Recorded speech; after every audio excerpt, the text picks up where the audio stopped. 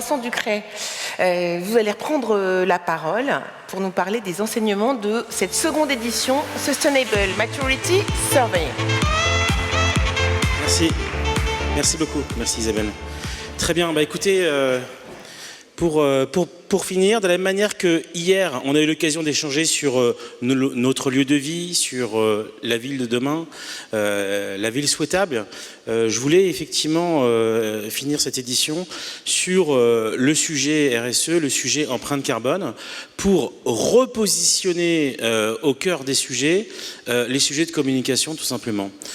Donc on a fait cette étude effectivement l'édition 2022 l'année dernière avec le C3D, Entreprises et Progrès, le ministère de l'économie, l'ORS, et on a eu l'occasion de descendre ensemble cette matrice que je vais vous présenter, qui est un peu la matrice de la transition durable qu'on a éditée avec Emmanuel Vivier au sein du Hub Institut, avec ces différents étages que je vous propose de découvrir et qui doivent faire partie de votre quotidien en termes justement de travail. D'un côté, bien sûr, il y a la transformation digitale avec une matrice que vous connaissez plutôt bien, mais ici, vous avez la matrice de la transition durable que le Hub Institute Sustainable a mis en place.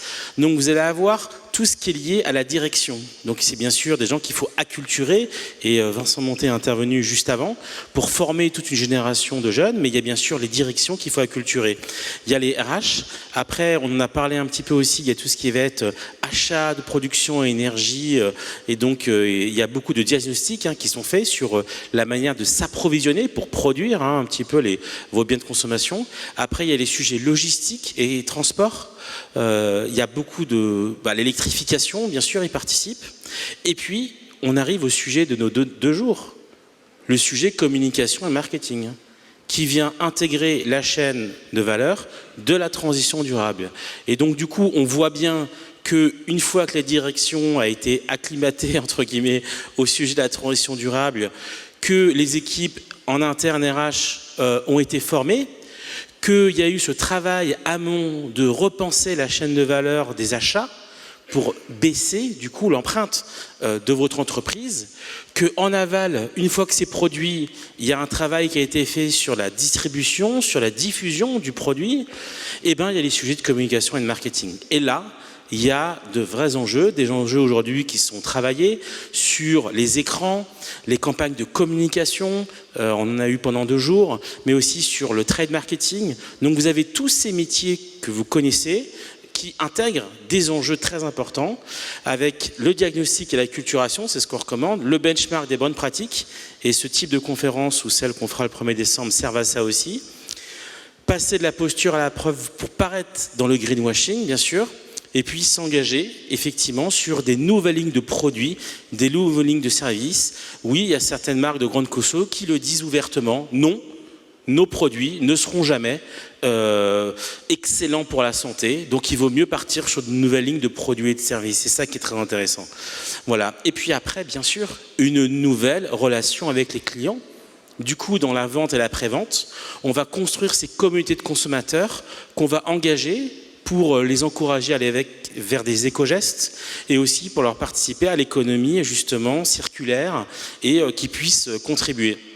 Et enfin, dans ce Far West, n'est-ce pas, dans lequel on va, les enjeux de label sont extrêmement importants.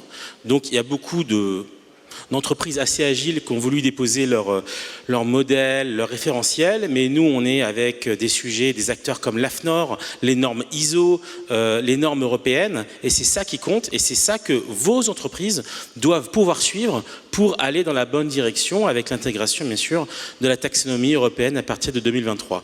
Voilà, donc cette matrice de la transition durable doit faire partie de votre quotidien, absolument, et on voit que les tâches communication et marketing est une des pièces maîtresses au cœur à la fois du pôle des stratégies que vous voyez en haut, de la production et du lien évidemment avec le consommateur. Du coup, pour aller vite, on a réalisé en 2021 une première édition avec la secrétaire d'État à l'époque qui était venue présenter le rapport avec le président du C3D, avec un grand nombre d'enseignements. Et puis, cette année, on a eu effectivement des insights intéressants auprès des directions. Il y a une bonne compréhension des enjeux. Voilà. Il n'y a pas de nouvelle vague de formation des top management. On voit qu'ils ont été formés. Au deuxième niveau, on voit que en termes de politique d'achat et d'ODD, il y a une prise de conscience et une amélioration de la traçabilité, effectivement, par les fonctions achats. Toute l'entreprise est impactée et tous les acteurs de l'entreprise peuvent participer. Sur la partie numéro 3, l'énergie, le Green IT, les serveurs, et ainsi de suite, le sourcing, vos contrats. Est-ce que c'est des contrats à énergie verte, et ainsi de suite. On parlait aussi beaucoup de retail.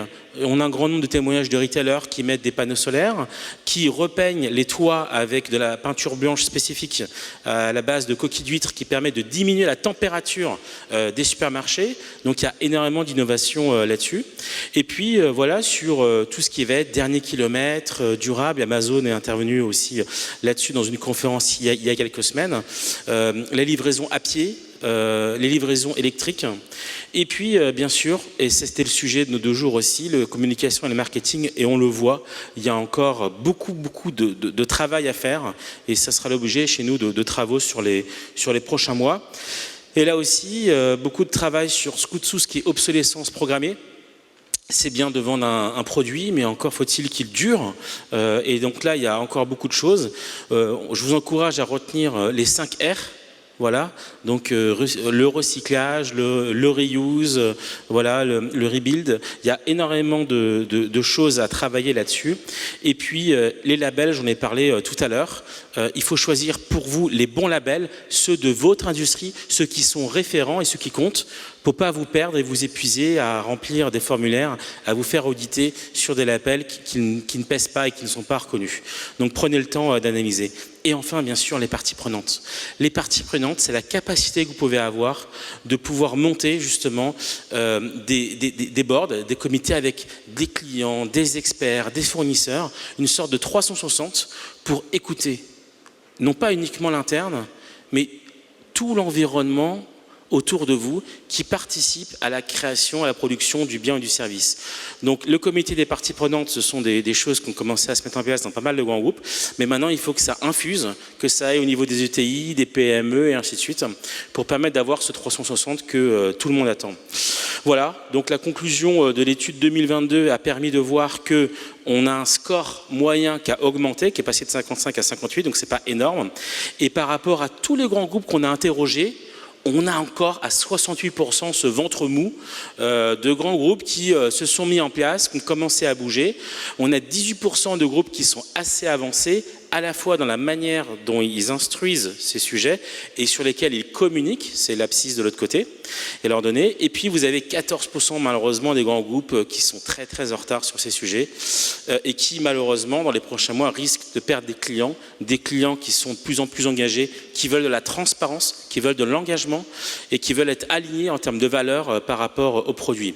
Pour ceux que ça intéresse, je vous donne rendez-vous le 1er décembre prochain à l'Impact Paris Summit à la CCI de Paris. Merci beaucoup pour votre attention.